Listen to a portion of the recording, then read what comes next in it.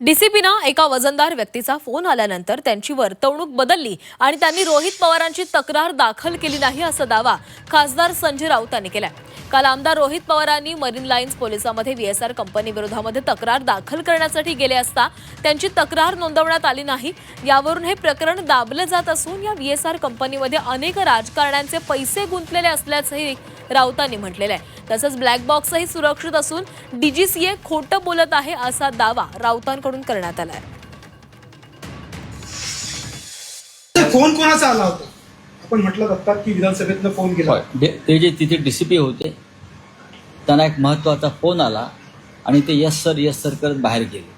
आपल्या टीव्हीला दिसत गुन्ह्याचे एफआर घेताना तिथे राज्याचा उपमुख्यमंत्री संशयास्पदरित्या मरण पावलेला आहे आणि त्यांचा नातेवाईक जो आमदार आहे, पवार कुटुंबातला महत्त्वाचा सदस्य जो आमदार आहे तो आणि इतर काही आमदार गुन्हा दाखल करा आणि तपास करा एवढंच सांगण्यासाठी गेले, पण तो एफआर का दाखल केला नाही?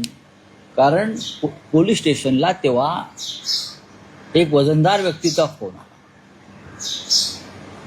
हे प्रत्यक्ष दिसतंय त्या चित्रफितीमध्ये, पहा तुम्ही।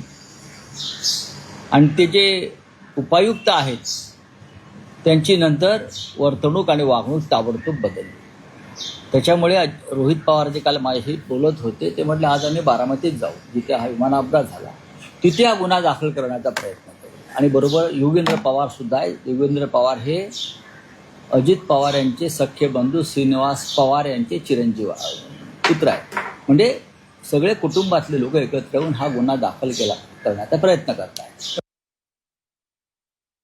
डीजीसीए ने अशा प्रकारच्या अनेक हत्या अप्रत्यक्षपणे केलेल्या आहेत। एअर इंडियाचं विमान पडलं अहमदाबादला, त्याचं काय झालं त्या तपासाचं तुम्ही त्या पायलटला जबाबदार धरताय, पण पायलट जबाबदार नाहीये।